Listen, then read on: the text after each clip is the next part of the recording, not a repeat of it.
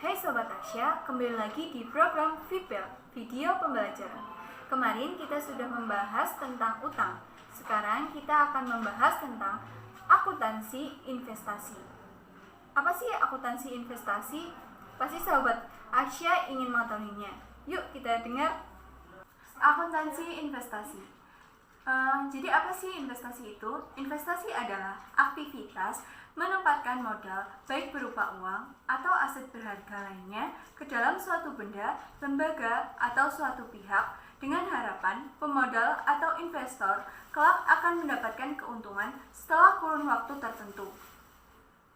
Investasi juga ada beberapa macam, antara lain investasi jangka panjang, yaitu investasi yang dimiliki lebih dari 12 bulan. Yang kedua, ada investasi jangka pendek, adalah investasi yang dapat segera dicairkan dan dimaksudkan untuk dimiliki selama 12 bulan atau kurang. Selanjutnya, ada investasi dalam surat utang. Surat utang menunjukkan adanya hubungan utang antara investor dan penerbit surat utang. Surat utang termasuk surat berharga pemerintah, obligasi korporasi, konversi utang.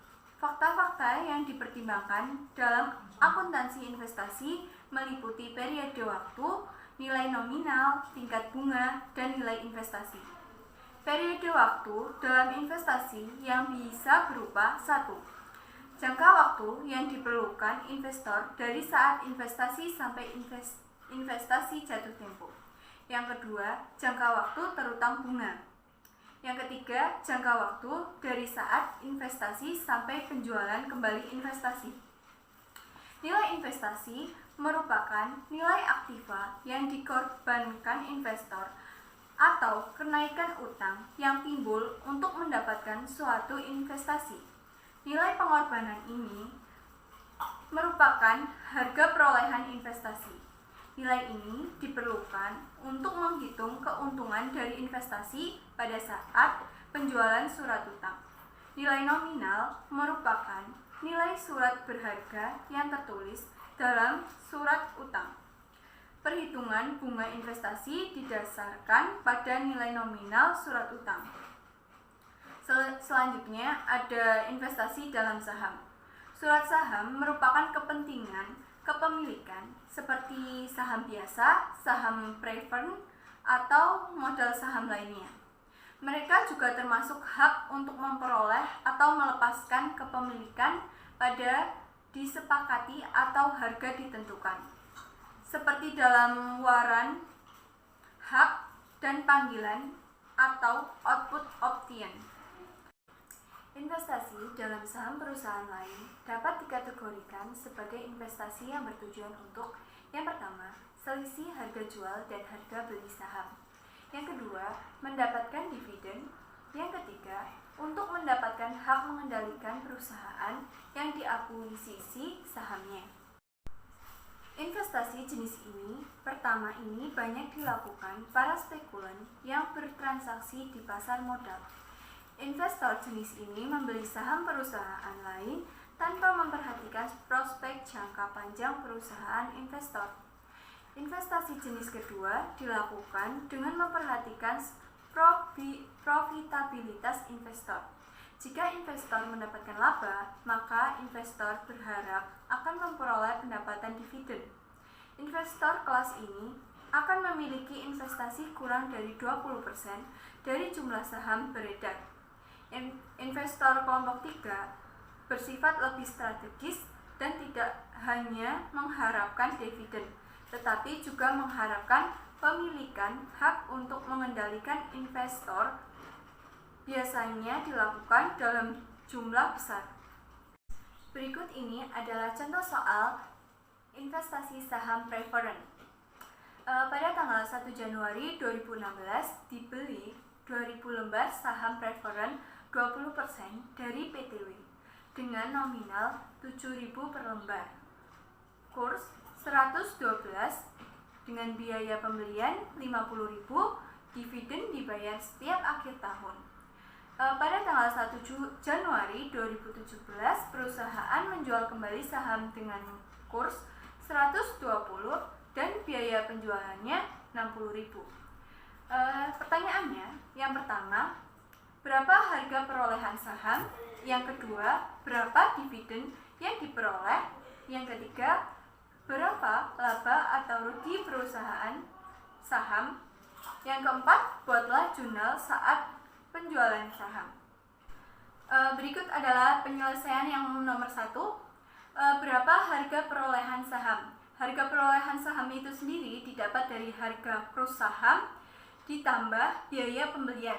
Harga cross saham yaitu 112/100 dikali 2000 lembar. 2000 lembarnya itu yang dibeli dikali 7.000 itu harga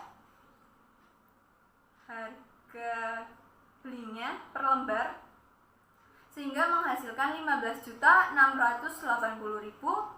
Yang kedua pembelian yaitu 50.000, sehingga harga perolehan yang didapat adalah 15.730.000 didapat dari 15.680 ditambah 50.000, sehingga menghasilkan 15.730.000.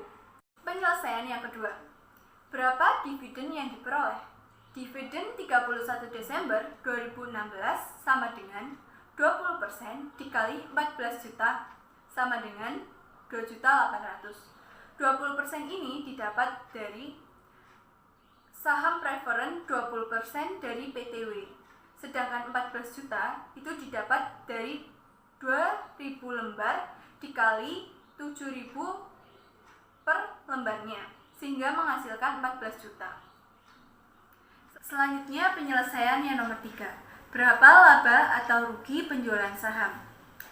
Untuk menghitung penjualan saham, kita harus mengetahui dulu harga cross sahamnya, yaitu 120/100 dikali 14 juta sama dengan 16.800.000. 120 ini didapatkan dari 1 Januari 2017 perusahaan menjual kembali saham dengan kursnya 120.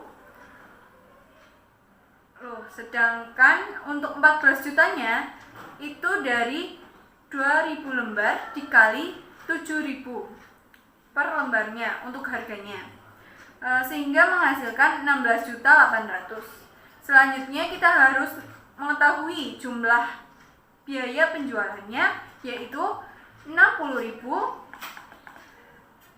Selanjutnya ada harga penjualan, yaitu 16.740.000 didapat dari 16.800.000 dikurangi 60.000.